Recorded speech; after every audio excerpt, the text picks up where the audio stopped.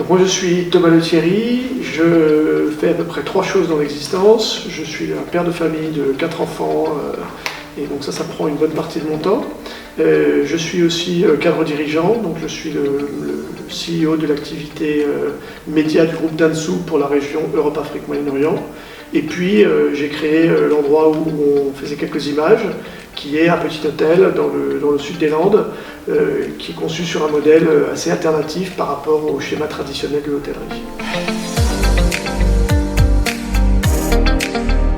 J'ai passé l'essentiel de mon enfance à l'étranger, je suis rentré en Europe quand j'avais à peu près 20 ans. Et du coup, je suis rentré rapidement dans des agences de communication qui étaient un univers très méritocratique, où globalement on pouvait avancer quand on travaillait et qu'on avait des résultats avec ses clients. Voilà, je suis passé d'agence en agence, j'étais aussi chez l'annonceur et j'ai eu la chance de me voir confier 5 ou 6 fois la possibilité de créer quelque chose de nouveau, donc de créer des nouvelles agences, de créer des nouvelles équipes pour des clients, d'ouvrir des régions comme la Scandinavie pour le groupe Dentsu à l'époque, créer des équipes internationales. Donc j'ai eu l'occasion de faire des choses qui me correspondaient bien, animées par un esprit pionnier, on peut dire ça.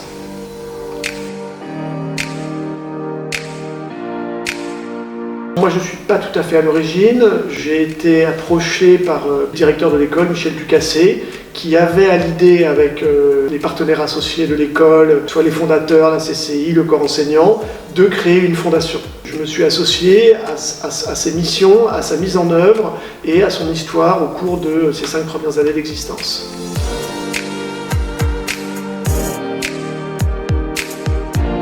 Donc la fondation, elle a été créée pour plusieurs choses. D'abord, améliorer la réputation de l'école par le biais d'un certain nombre d'actions qui étaient toutes destinées globalement à aider les étudiants dans leur ouverture au monde, aider les étudiants dans le financement de leurs études, dans l'exposition des travaux qu'ils pouvaient faire à l'étranger et à l'extérieur de l'école. Et à terme, ce que j'aimerais, c'est aussi aider les étudiants dans le fait qu'ils soient associés dans leur parcours scolaire, universitaire, à des environnements de travail et de recherche qui soient plus prestigieux que ce qu'ils sont aujourd'hui, par exemple un laboratoire de recherche.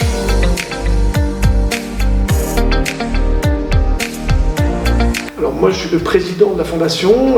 Le président en général c'est quelqu'un qui est un peu loin du sujet et qui a un rôle un peu protocolaire et corporate. Mon rôle au sein de la fondation depuis que j'ai pris ces fonctions a plutôt été assez éloigné de ce rôle protocolaire et distant. Je me suis impliqué auprès des étudiants, j'ai travaillé avec les parties prenantes pour l'activité concrète de cette fondation, un rôle assez opérationnel. J'ai travaillé évidemment avec Michel et l'ensemble des contributeurs à la création du bouquin sur les nouveaux territoires du design, et puis je participe aux différents événements structurants pour la vie de l'école, mais également un peu de lobbying pour essayer de trouver des donateurs, des fondateurs, afin que cette fondation elle puisse exister, puisqu'évidemment cette fondation elle n'existe que parce qu'elle a les moyens.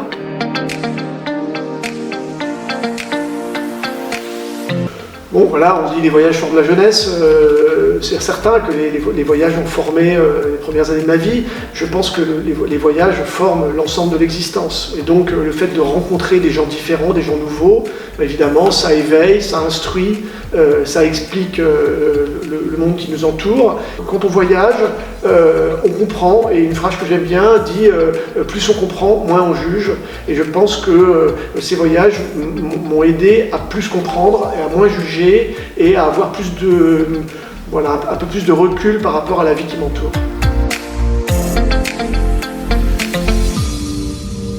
Je pense que ce que m'apporte la fondation, c'est un élément de sens, c'est-à-dire que je rends un petit peu à la génération qui arrive.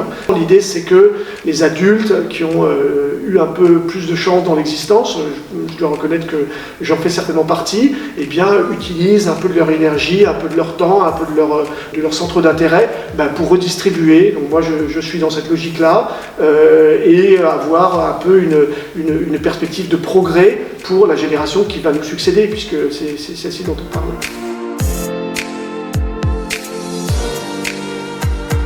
l'opportunité, elle est pour eux. Moi, j'ai pas d'opportunité à faire un don, que ce soit à une fondation, à un centre de recherche ou à des gens nécessiteux ou dans la misère. Je le fais pour le bénéficiaire, et en l'occurrence les étudiants. Bon, ben, la fondation, on en parle actuellement.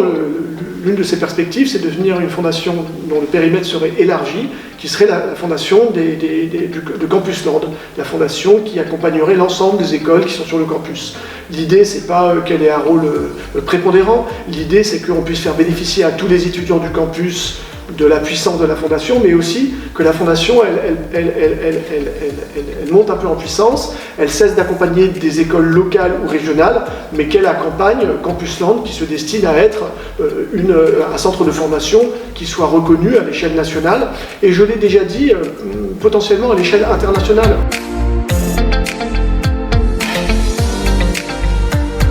Mais en fait, quand on est entrepreneur, forcément, on a deux idées en tête: faire fonctionner son entreprise et puis laisser une trace. Bon, bah, le fait d'aider la jeunesse pour qu'elle soit diplômée, qu'elle soit probablement plus intelligente que nous, plus éveillée, plus instruite, et bien forcément, quand on est un entrepreneur, ça fait beaucoup de sens. Ça nous permettra peut-être d'en recruter certains pour faire progresser l'entreprise, et puis ça nous permet de laisser une trace, de laisser un héritage, de léguer quelque chose qui ne soit pas forcément quelque chose de matériel, mais qui peut aussi être quelque chose qui porte du sens, qui porte du progrès, et qui soit intellectuellement satisfaisant.